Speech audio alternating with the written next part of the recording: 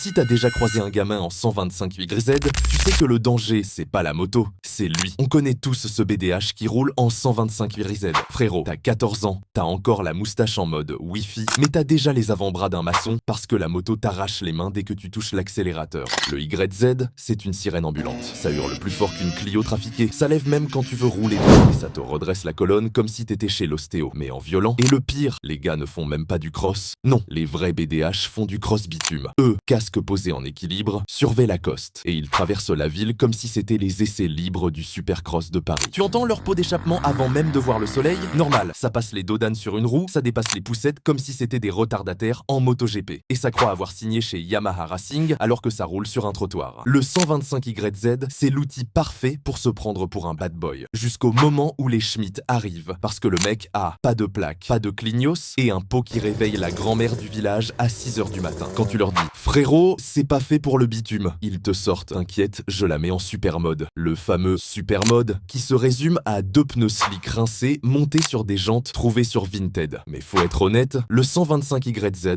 c'est une légende sauvage, increvable. Incontrôlable. Ça détruit les bras, ça fracasse les côtes, mais ça casse jamais le moral. Au final, la 125 YZ, c'est pas une moto, c'est une création de chaos. La machine qui transforme un gamin du quartier en Marc Marquez, version sauce blanche et supplément frites.